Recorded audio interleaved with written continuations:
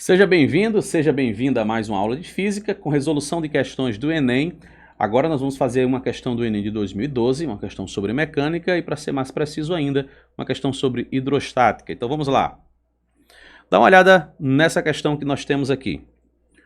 O manual que acompanha uma ducha higiênica informa que a pressão mínima da água para o seu funcionamento apropriado é de 20 kPa. A figura mostra a instalação hidráulica com a caixa d'água e o cano ao qual deve ser conectada a ducha. O valor da pressão da água na ducha está associado a qual altura, né? H1, H2, H3, H4 ou H5. Então, olha só, quando a gente vai fazer uma análise sobre pressão exercida por um fluido, nesse caso pela água, a gente tem que lembrar de um teoremazinho muito importante que é o de Stevin. E aí a gente tem a pressão exercida por um fluido sendo calculada como dGH. Então, essa equaçãozinha aqui calcula a pressão feita por um líquido. Então, olha o que acontece. Imaginemos que nós temos um recipiente e que dentro desse recipiente exista um fluido. Você precisa saber a pressão nesse ponto aqui, ó. Então, o que é que você vai precisar de informação? Saber a densidade nesse lugar, né, desse líquido, saber a gravidade nesse lugar, nessa região, e saber a que profundidade se encontra esse ponto. E aí você vai multiplicar essas três grandezas e descobrir essa pressão. É claro que, além da pressão feita pelo próprio líquido, ainda tem aqui fora a pressão feita pela própria atmosfera, os ATMs, tá bom? Então, a pressão total exercida aqui embaixo é a soma da pressão atmosférica mais a pressão feita pelo líquido. No caso da torneira que está sendo mencionado, o que vai acontecer? Aqui fora tem a pressão da atmosfera, mas quando a água for sair, também tem a pressão da atmosfera aqui. Então, essas duas pressões, elas que se anulam, sabe? Elas perdem o seu significado aqui porque elas atuam dos dois lados. Então, a gente vai desconsiderá-la aqui e a gente vai se preocupar apenas com a coluna d'água.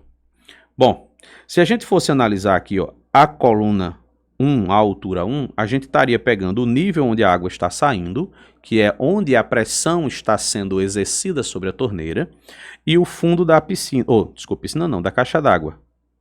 Só que a profundidade que a água se encontra não é daqui. Se mede a partir de onde?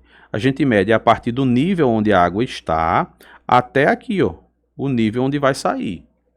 Não, mas ela não fez essa volta aqui, professor, aqui embaixo? Eu não tenho que considerar essa altura também, não? Não, porque não é uma questão de trajetória.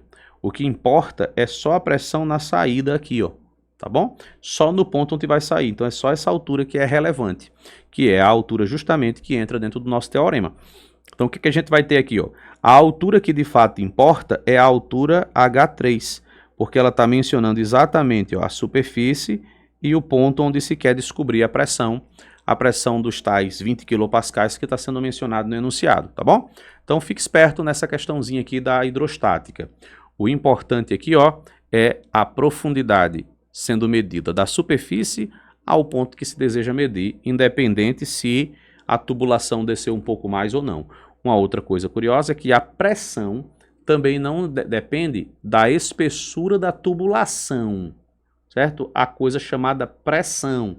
Já a vazão, sim, se você tem uma área maior, você acaba tendo uma vazão maior. Aqui, nós estamos discutindo nessa questão a hidrostática, não a hidrodinâmica. Na hidrodinâmica é onde a gente analisa essa relação que existe entre essa vazão e a área da seção reta do tubo. Aqui é só pressão estática. Observe também uma curiosidade que essa questão menciona, é que ela menciona que essas informações estão em um manual. O Enem adora colocar assuntos que envolvem manuais de equipamentos. Então, se você tem algum manual em casa, dá uma lida, vai se acostumando com as informações técnicas que tem neles.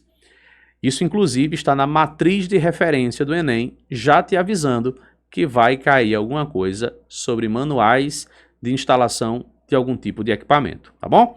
Então, bons estudos, lembre de deixar o seu joinha aqui, curtir esse videozinho aqui, né?